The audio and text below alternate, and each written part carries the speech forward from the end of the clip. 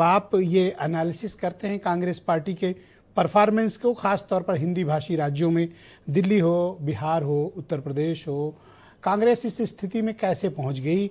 और अब बिहार की जो पराजय हुई है उसके बाद कांग्रेस और समाजवादी पार्टी के अलायंस में सीट शेयरिंग पर आपका क्या आकलन है?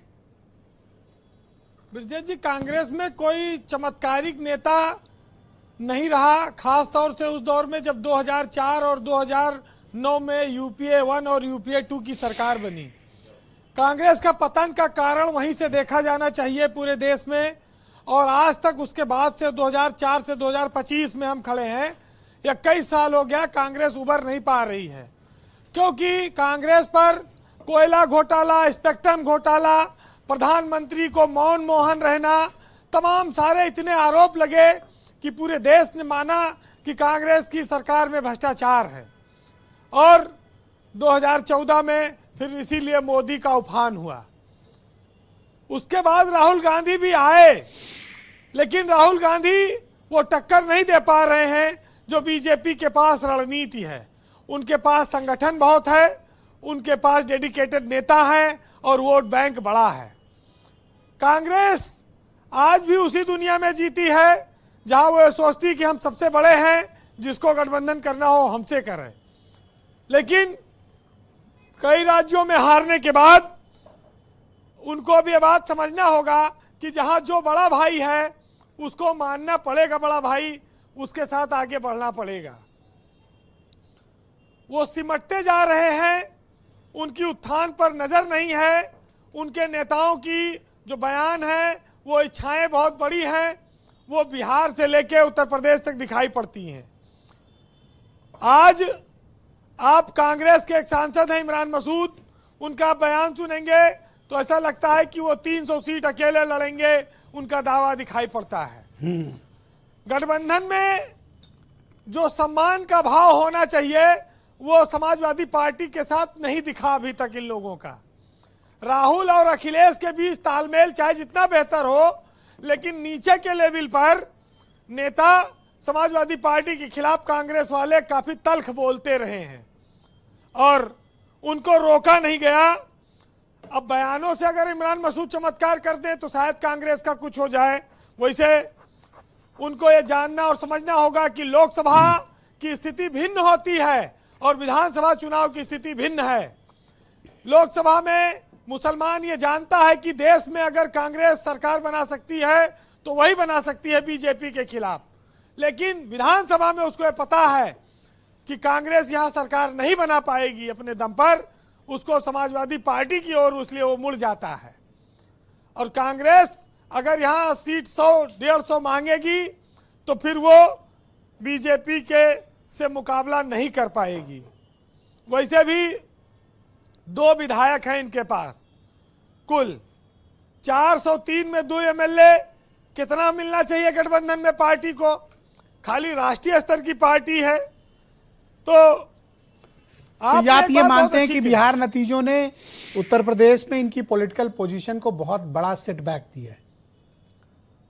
ब्रजेश जी, आपने एक बात बहुत अच्छी कही, जो चुनाव हारते हैं उनको अपनी आलोचना सुनने के लिए तैयार रहना चाहिए राजनीतिक लोगों को। तो बिहार ने तो पहले लोकसभा में भी ये नहीं जीत पाए थे बीजेपी से, विधानसभा में भी हार गए, लेकिन उत्तर प्रदेश में ये बीजेपी से जीते हुए हैं लोकसभा में। अगर ये समझदारी से रहेंगे तो मुकाबला कड़ा करेंगे ये विधानसभा में। दूसरी बात ये है कि विक्रम बेताल की तरह लदो ना, पेड़ पे टंगा रहो, जैसे कोई राहगीर दिखे कूद के विक्रमादित्य के पीठ पे लद जाओ। किसकी तरह? कांग्रेस वही हाल है कि जैसे विक्रमादित्य नीचे से गुजरता है पेड़ के, तैसे ये डाली पर से कूद के उसके पीठ पे लद जाते हैं। विक्रमादित्य मार्ग वालों की डाली पे? हाँ, विक्रमादित्य, राजा विक्रमादित्य थे ना विक्रम बेताल में। वो मार्ग भी है ना लखनऊ में, एक विक्रम, क्या यहाँ भी विक्रमादित्य है शायद, है कहीं, हम एक आध बार देखे हैं शायद। तो वही जिसमें सपा का दफ्तर, कांग्रेस के पास कोई संगठन नहीं है।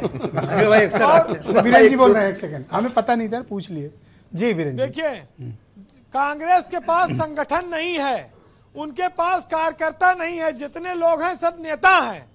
तो कांग्रेस लहर में जीत जाए बात अलग है, जब नेक टू नेक फाइट होगी, आमने सामने होगी, तो वहां वो पीछे हट जाती है।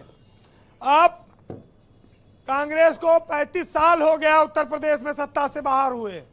ये उनको देखना होगा कि पहले हमें गठबंधन के साथ आगे आना चाहिए, पहले किसी बड़े भाई को आगे मौका देना पड़ेगा। लेकिन आपने देखा होगा कि इन्होंने मध्य प्रदेश में समाजवादी पार्टी को धक्का दे दिया था, फिर ये दिल्ली में आए, ये आम आदमी पार्टी को धक्का दे दिया, वहां उन्होंने वहां पर उनके खिलाफ लड़े। तो ये इंडिया गठबंधन की बात तो करते हैं, लेकिन इंडिया गठबंधन के सहयोगियों को उतना सम्मान नहीं दे पाते जो इनको देना चाहिए।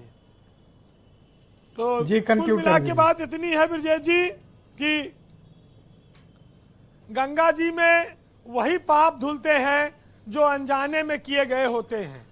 जानबूझकर किए गए पाप को खाली यमराज का भैंसा ही धो सकता है, इसके अलावा और कोई रास्ता नहीं है। तो ये राजनीति में कांग्रेस इस बात को समझ ले। फिलहाल सुनिएगा, अगर बांटने का काम बीरेन जी के पास दे दो तो ये बड़े निर्दयी हो जाएं। अगर सीट शेयरिंग इनके हाथ में हो तो ये तो बहुत जालिम निकलेंगे। तो दुबे जी के साथ तो पता नहीं क्या करेंगे। कि बड़े हिसाब से इज्जत बचानी पड़ती है और हमें हर रोज झूठी कहानी सुनानी पड़ती है। और तुम एक बार जो टूटे तो जुड़ नहीं पाए, हमें तो रोज ये जिल्लत उठानी पड़ती है। और मुझे तो खरीदने ऐसे भी लोग आते हैं जिनके कहने से कीमत घटानी पड़ती है। बहुत शुक्रिया बीरेन जी, बहुत धन्यवाद ग्राउंड जीरो से अपने फीडबैक, ओपिनियन और पॉलिटिकल ऑब्जर्वेशन के लिए। बहनों भाइयों, इस पर चर्चा